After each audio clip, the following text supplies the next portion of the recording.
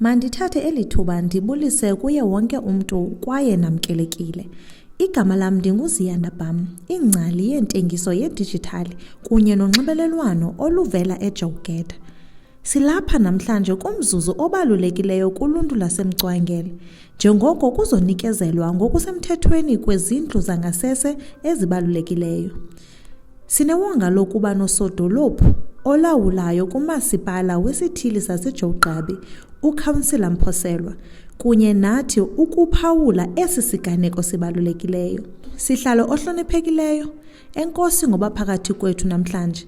Le nkqubo imele inyathelo elibalulekileyo ekuqinisekiseni nasekuhlonipheni isidima soluntu lwesithili saseJogqabi. Ngokufutshane ke sodolophu, ndicela uxelele ababukeli ukuba le nkqubo le project ingantoni. Enkosi Ziyanda, ndibulele ngelithuba ondinika lona lokubana ndibe lapha eMcwangele undi-interviewer. Ndibulisa ndihamba no-CEO uDr Mahambane, ingqonyela ngokwayo yaseJogeda. IJogeda ke elasetyana siyiJogqabi esilicelileyo ubana malisiqhubele ii-projects ezamanzi neze-sanitation. Ingqonyela ke ithe mayiphume ngokwayo kuba izobona ubana sihamba phi, umsebenzi uyenziwa na. Ndibulise kwakhona ke kubahlali bonke balapha eMcwangele Ward 5 apha eLundi Local Municipality ngokubana bephume ngobuninzi babo. Le project esizisa namhlanje phofu sizokwamkela kwakhona unokontraka ongu-grade 6 ekubeni ke le village yalapha eMcwangele. Unokontraka besimzisile kulo nyaka ophelileyo khange aqhube kakuhle.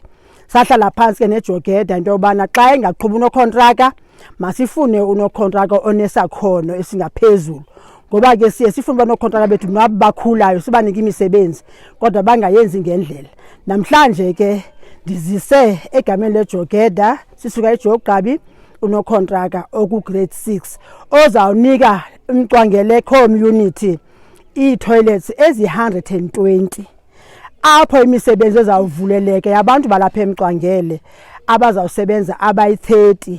Kule 30 abantu abazawusebenza kule sanitation project, abayi-15 abayi-20 bazaba ngabo kuthiwa bomba iminqweno zii-diggers, i-10 yabo ibe ngabo bazokokha istructure sime kakuhle.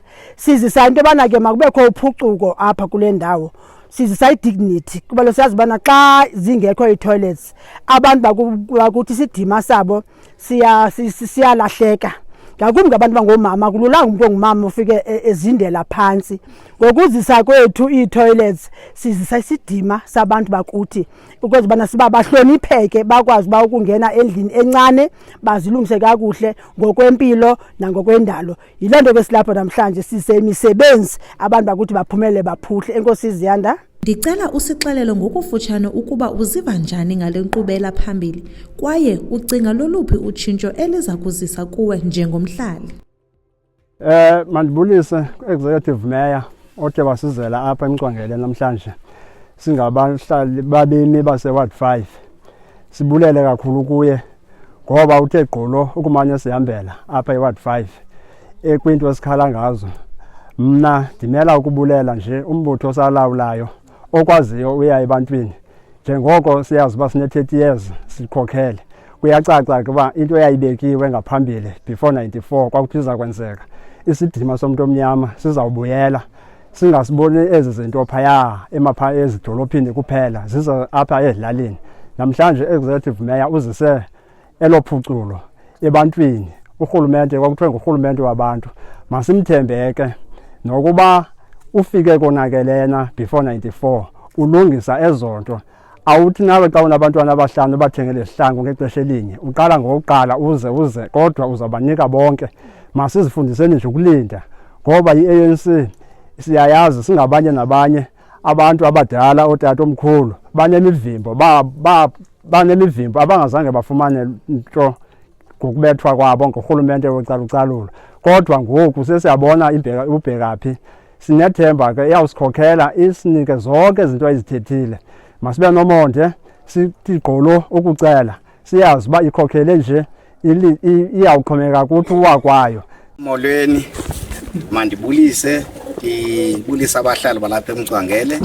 ndibulise ligqiza lize ne-executive mayor apha phakathi kwethu.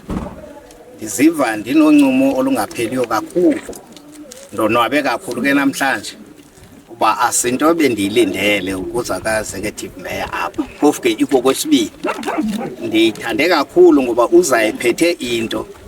Akukho nto ilusizi njengabantwana bethu apha, ndike ndibabone xa kusombelwa umntu oswelekileyo ufika ilibubu labafana elingaphangeliyo. Noko le 30 asiphathele yona ekuthiwa izawungena isebenze, hayi sincoma kakhulu, sibamba ngazo zosibini. Sithetha ke ndingazi ukumshiya utata uNyathi uLiyanda, oyena mntu ukwaziyo ukwenza uqhagamshelwano lube lulo. Usebenzile futhi ke kudala wayabatsala uza nabo. Uyathetha nalapha komabona ukuthi ndimthanda ngale nto bakoyika ilogwala. Sibulela kakhulu ke executive mayor Mamjoli ngokusiphathela le nyweba ingaka singabantu basemCwangele.